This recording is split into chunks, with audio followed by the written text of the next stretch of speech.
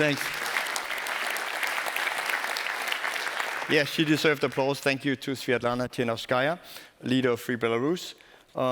We will continue to support your fight for Free Belarus. Now it's also my pleasure to introduce our next session. It starts a spotlight series that we've called Standing Up for Freedom from around the globe. So together with other democracy organizations and partners that are often here in the room, we are bringing on stage democracy activists, freedom fighters from oppressive countries where they fight for their fundamental right.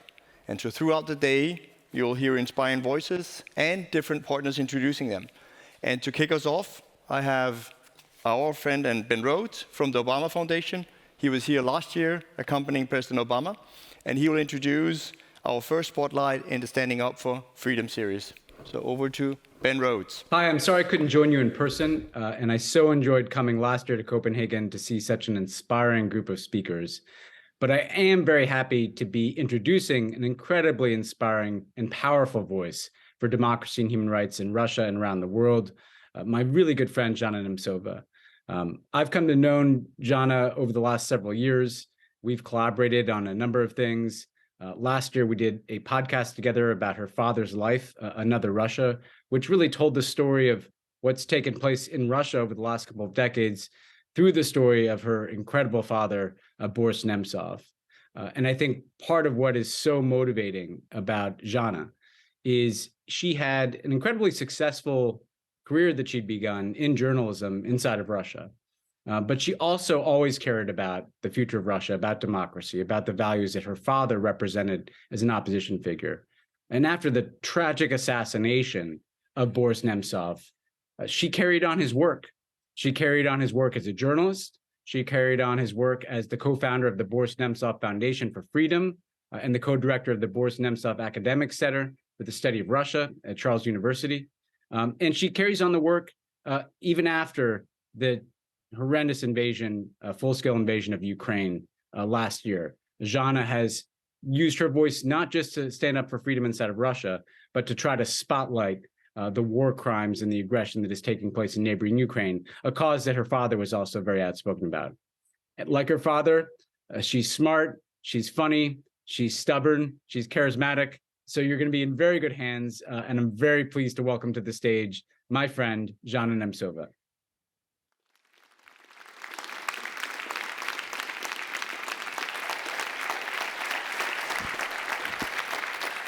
Thanks to Ben Rhodes for this introduction. I will try to live up to his really high expectations.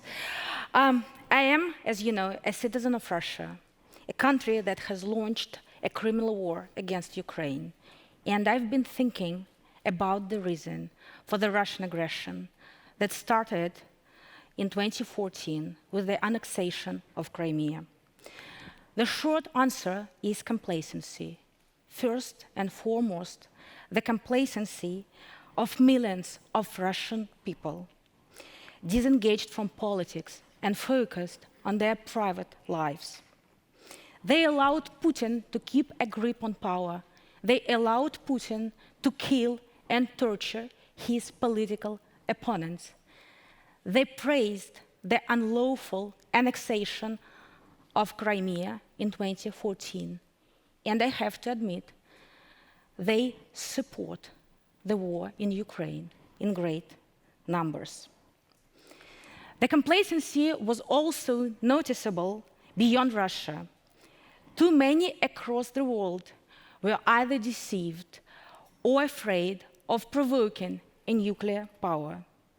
Symbolic references to the values of freedom and human rights were still present in many political speeches as a rhetorical tool. But the gap between the words and real actions has widened dramatically over the years.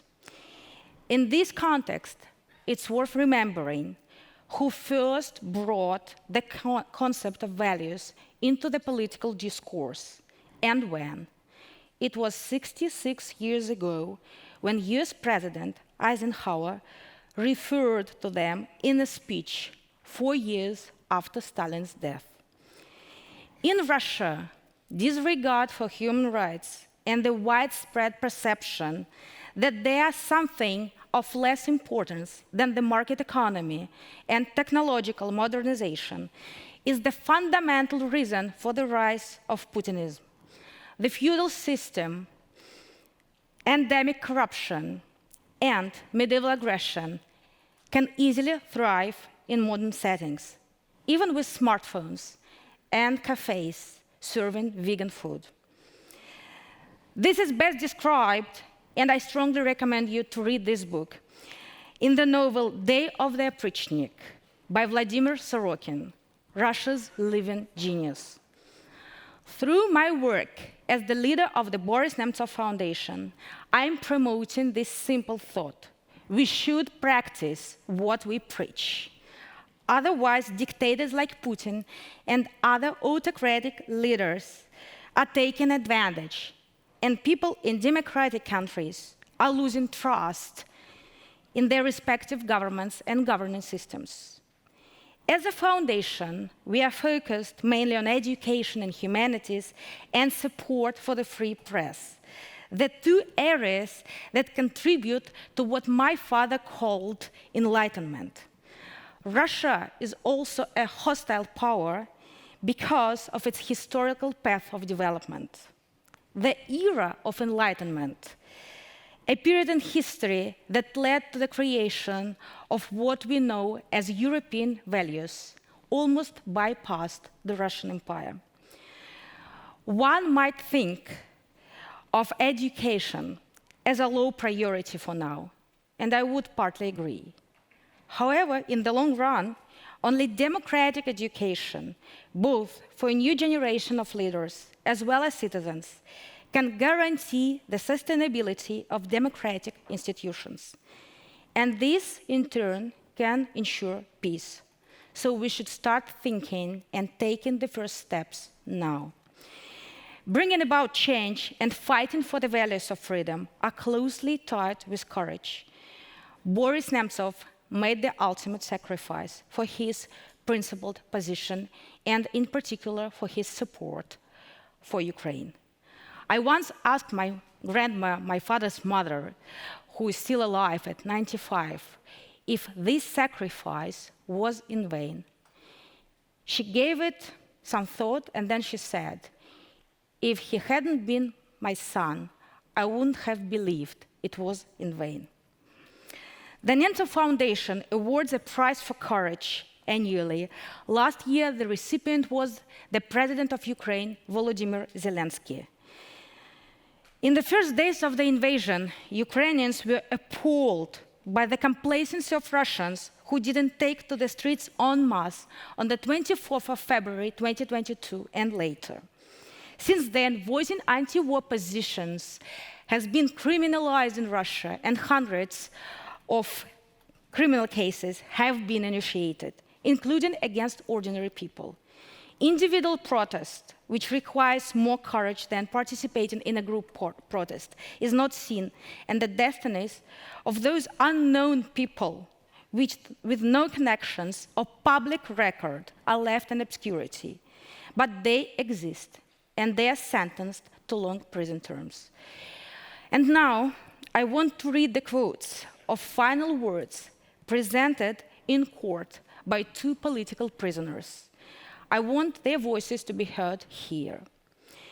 Nikita Tushkanov, a 20-year-old teacher from Komi, an eastern region of Russia, sentenced to 5.5 years in prison for posting criticism of the invasion.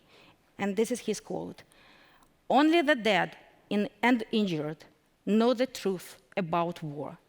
War is a crime, and its initiation is a crime for which there is no justification. The Anschluss of Austria took place in the same way as the so-called reunification with Crimea. My state, led by President Putin, unleashed a war in Ukraine in 2014. And in February 2022, it unleashed a full-scale war, and at the same time involved the whole world, unleashing a third world war. It was my state that doomed tens of thousands of people to death and doomed millions to suffering." Mikhail Simonov, a 63-year-old waiter in the restaurant of a long-distance train, was sentenced to 7 years in prison for posting anti-war messages on social media. His quote, "I have always believed and still believe that human life is of unconditional value that should become a priority, although in our country they don't think so. I will give a small example from childhood, which I have always remembered. My mother was still a little girl in besieged Leningrad.